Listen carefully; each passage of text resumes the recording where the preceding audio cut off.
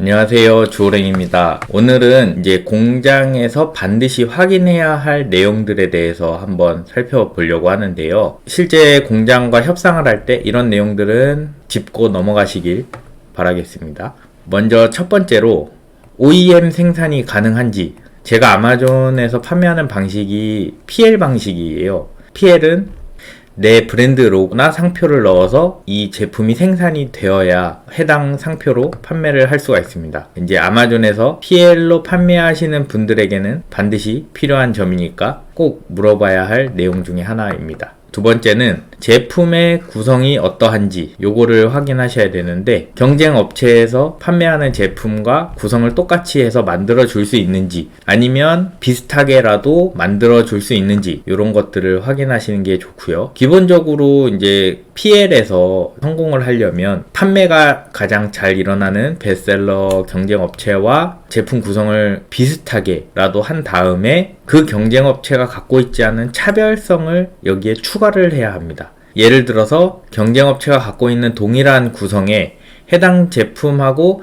같이 사용할 수 있는 제품을 추가를 한다든지, 구성을 추가해서 경쟁력을 갖추기 힘들다면 동일한 구성을 하되 경쟁 업체보다 더 저렴한 최저가 상품으로 제작을 해야 되는 게 맞다고 보여지거든요. 그렇게 했을 때 아마존 PL로 제품 판매를 성공적으로 할 수 있다, 이렇게 보시면 좋을 것 같습니다. 그리고 세 번째로는 제품의 포장된 사이즈, 그러니까 제품이 실제로 아마존에 배송을 해서 판매될 때까지 그 제품, 그러니까 패키지죠, 포장된 패키지 사이즈하고 중량이 어떻게 되는지, 요거는 공장하고 반드시 확인을 해야 돼요. 이제 아마존 셀링을 하시는 분들한테는 가장 중요한 요소일 수 있는데, 중국이든 한국이든 판매하는 곳이 미국이라면 미국까지 배송하는 데 드는 비용은 이제 사이즈하고 중량에 따라 결정이 되니까 반드시 확인해서 내 예상되는 배송 비용이 얼마큼 나올지 확인하셔야 되고요. 또 아마존에서 FBA로 판매하시는 분들은 FBA fee까지 이 중량하고 사이즈를 통해서 계산이 돼서 나오거든요. 그러니까 꼭 공장과 확인하고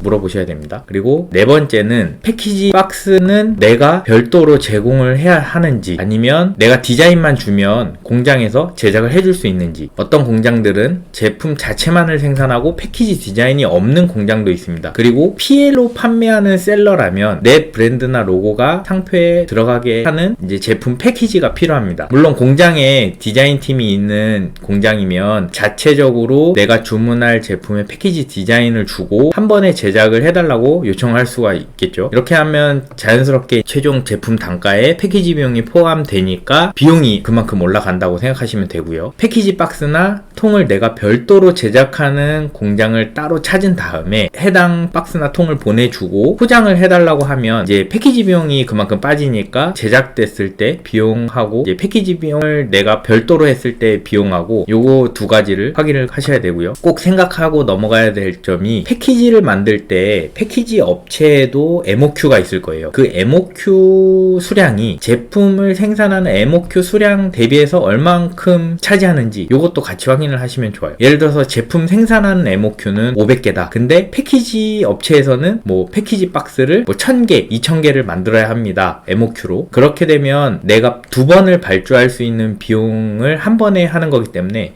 그런 거를 계산을 잘 해보셔야 돼요. 어떨 때는 이제 공장에서 하는 패키지 비용이 조금 더 비싸더라도 별도로 패키지 재고를 내가 보관할 장소나 이런 게 없다면 공장에서 한 번에 하는 게 오히려 이득일 수도 있어요. 내 공간이 없는 개인 셀러이기 때문에 이런 것도 같이 참고해 주시면 좋을 것 같습니다. 그리고 다섯 번째, 패키지 박스를 별도로 제공할 때 이제 가격 할인이 가능한지, 이거를 꼭 물어보셔야 돼요. 이제 앞서 말씀드린 대로 패키지를 내가 제공하고 가격 할인이 얼마까지 가능한지 이걸 물어보셔야 합니다. 이게 이제 공장에서는 좀 예민하게 받아들일 수 있는데, 가격 할인한 만큼 이제 차액이 패키지 비용이기 때문에 공장에서는 이거를 좀 꺼려할 수 있다는 걸 아셔야 되고요. 패키지가 가능하냐 물어보고 내가 패키지를 제공하겠다, 그 다음에 단가를 물어봅니다. 그러면 공장에서는 패키지 비용을 제외하고 상품에 대한 단가만 알려줄 수 있거든요. 그러면 그렇게 하고 나중에 혹여라도 내가 패키지를 실제로 제공을 못하는 경우가 생기게 될 수도 있는데, 요거는 이제 생각을 잘 하셔야 되는 게, 나중에 이제 패키지를 제작하려는 곳이 문제가 생겼다, 공장에서 가능하다면 해줄 수 있냐 라고 하면, 이럴 때는 공장에서 벌써 이제 제품에 대한 단가를 알려줬기 때문에 패키지 비용을 그렇게 비싸게 부를 수가 없어요. 요거는 팁으로 좀 알아두시면 좋을 것 같아요. 공장 사장님들께는 좀 죄송한데, 이런 내용들은 협상할 수 있는데 유리한 내용이니까 반드시 참고하시면 좋고요. 그리고 6번째, 이제 제품의 MOQ. MOQ는 이제 제품, 어떤 제품이든 간에 그 공장에서 기계 설비에 원재료를 넣고 한 번에 생산되는 최소 수량이라는 게 있을 수 있어요. MOQ라고 하는데, 이제 미니멈 오더 퀀티티라고 하죠. 그거를 공장마다 MOQ가 원자재 비용, 공장 운영비, 뭐 인건비 이런 것들 등등 제작하는 데 들어가는 비용을 합쳐서 단가가 나오기 때문에 MOQ 수량이 많은지 적은지에 따라서 공장의 규모를 파악할 수도 있으니까 요거 MOQ 꼭 물어보셔야 됩니다. 7번째는 주문 시 생산되는 일정. 이제 생산 일정 또한 중요한 요소 중 하나인데요. 특히 우리가 알고 있는 아마존 비즈니스에서는 한국에서 미국 또는 중국에서 미국으로 배송하는 데 필요한 시간이 많이 필요해요. 물론 항공으로 보낸다고 하면 좀 이야기가 달라질 수 있는데, 그래도 최대한 저렴하게 해야지 되는 상황이기 때문에, 개인 셀러다 보니까 선박으로 해야 조금이라도 절약해서 내 마진을 조금이라도 더 챙길 수 있으니까 꼭 생산 일정을 반드시 확인해서 내가 아마존에서 판매하는 속도에 맞춰서 추가 주문할 것을 염두에 두고 물어보셔야 됩니다. 8번째, 출고 시 공장에서 출고인지 아니면 내가 원하는 곳까지 배송을 해주는지. 이게 공장에서 이제 추가 작업을 하는 경우가 있어요. 뭐 제품의 라벨링이라든지, 물론 바코드 같은 경우 애초에 디자인된 패키지에 아마존 바코드나 아니면 EAM 바코드를 내가 직접 발급받아서 패키지 자체에 새겨버리면 추가 작업을 할 이유가 없는데, 그렇지 않고 판매를 하는 제품들은 뭐 라벨링 작업이라든지 아니면 FBA 송장을 부착하는 등 이런 작업을 해줄 수 있는지 확인해야 되고, 내가 3자 검사, 이제 외부 검사기관에서 검사가 필요한 제품인 경우가 있거든요. 그런 여러 요인들에 따라서 공장에서 출고한 뒤에 뭐 라벨링 작업이나 송장 부착, 검수 등의 작업을 내가 의뢰하는 외주 업체나 또는 내가 직접 가서 해야 되는 상황이라면 생산된 제품을 별도로 받아야 되는 곳이 필요합니다. 내가 공간이 따로 없으면 공장에서 물건이 생산되는 일정에 맞춰서 공장에서 그 작업을 해야 되는 경우가 있는데, 이거는 공장 여건에 따라서 해도 괜찮다는 곳이 있을 수 있고, 아니면 하면 우리 공장에서는 안 된다 하는 곳이 있을 수 있어요. 만약 공장에서 검수가 가능하다고 하면, 검수에서 불량난 제품들이 나오면 바로바로 교환을 하던지 추가적으로 더 요청을 해서 필요한 수량만큼을 받을 수가 있는 장점이 있고요. 만약에 공장 검수가 아니라 내가 별도의 공간에서 검수 등을 하게 되면 불량 제품들을 또 별도로 관리를 해줘야 되는 이런 번거로움이 생기니까, 본인이 하는 제품에 따라서 어떻게 출고 방식을 해야 하는지 잘 생각해서 한번 물어봐 주시면 좋을 것 같습니다. 그리고 9번째로는 이제 제품의 단가인데요. 제품 판매를 위해서 가장 중요한 요소인 단가예요. 위에서 나열한 이제 조건들을 내 제품으로 생산할 때 최종적으로 얼마에 가져와야 하는지를 확인해야 되거든요. 판매량이 많아지고 주문량이 많아지면 공장하고 유리하게 협상을 할 수가 있어요. 이제 여기서 유념하셔야 되는 게, 내 제품의 판매량은 실제로 해보지 않고는 이게 얼만큼 판매가 될지 아무도 몰라요. 그렇기 때문에 공장 입장에서는 내가 주문을 지속적으로 일정한 주기로 오더를 주문을 해서 생산을 하는 게 공장 입장에서는 좋고, 나는 또 그만큼 판매량이 많아지면